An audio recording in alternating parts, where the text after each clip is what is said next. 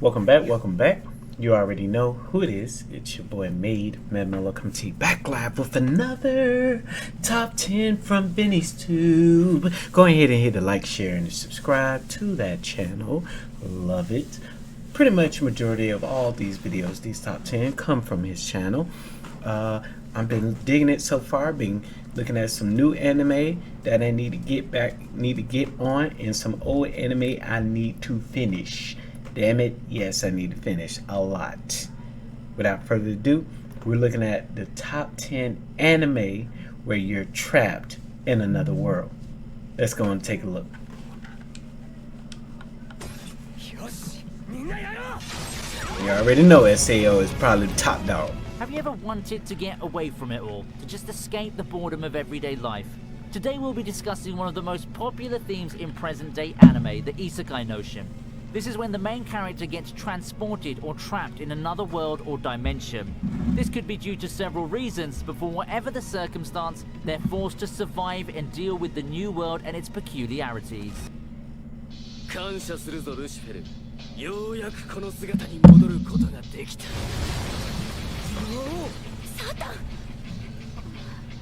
The Devil is a Part-timer. Heard of it, never watched it. Number 9 on the list is Devil is a Part-timer. Devil is a Part-timer is probably one of the more absurd and fun stories out there with a unique setup. In an alternate dimension, at the final crucial moment, Satan, along with one of his generals Alciel, gets sucked through an interdimensional portal. Unknown to them, the heroine Amelia also follows them. And here's where it gets fun. Of all places they could land on, it's in modern-day Tokyo that they land. Unfortunately for them, they're unable to use their powers in this strange land. They assume new identities as Mao and Shiro and rent a shabby apartment near Shinjuku. To survive in the jungle of modern life, Mao gets a job at McDonald's. Yep, you heard that right. Having these great overpowered characters go through their daily lives and overcome the predicaments they face will keep you smiling for sure. If the devil can struggle with everyday modern life, maybe there's a chance yet for all of us. Write that down. Need to get on with that. Log Horizon.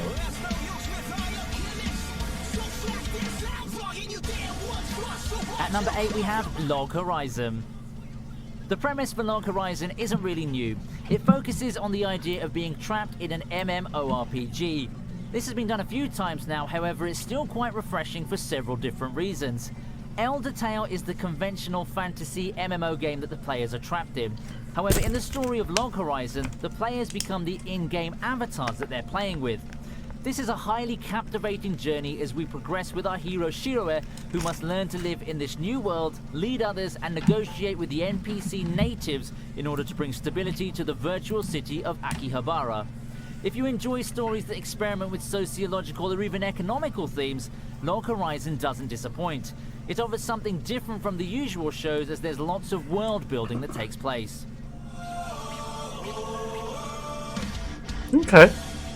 Okay, I dig it. Put that on my list.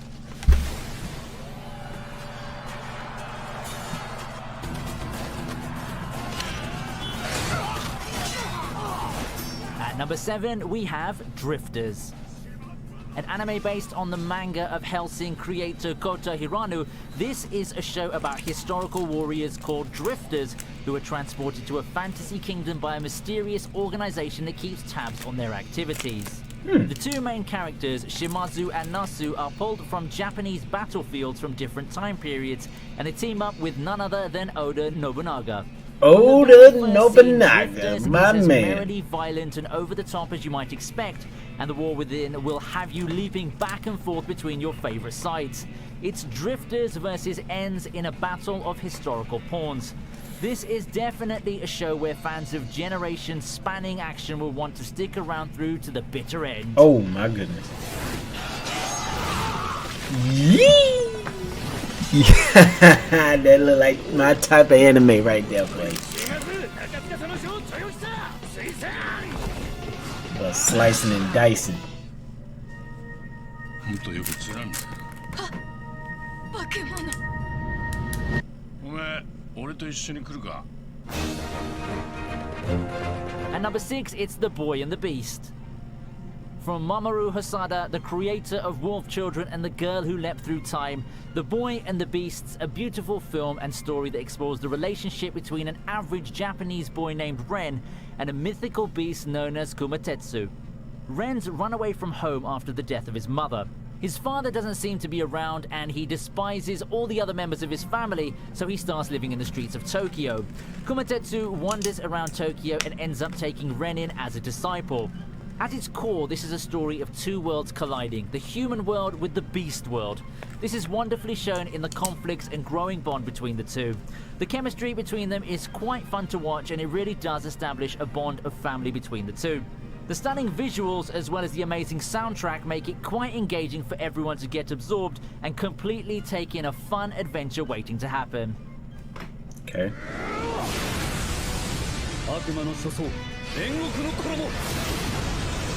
You already know Overlord, baby. The next entry on the list at number 5 is Overlord. Magic Seal.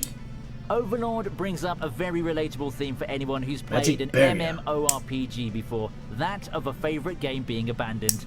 The protagonist, a player who goes by the name Momonga, has been a devoted player of the virtual reality MMO game Yggdrasil. After investing days, weeks, and years into building his skeletal character and his guild into one of the most notorious in the game, he finds himself alone with his world coming to an end, a world he's grown to love immensely. So when the time comes to pull the plug on the servers and he finds himself trapped inside this new reality, he seriously contemplates the question, if he could go back to the real world, would he even want to?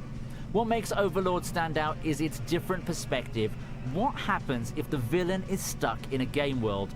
Overlord answers this question and goes back deeper into the realms of personal morality, having to take a back seat to keep up appearances. And with a cast of amusing demons, it ensures you'll have a good time on your hands.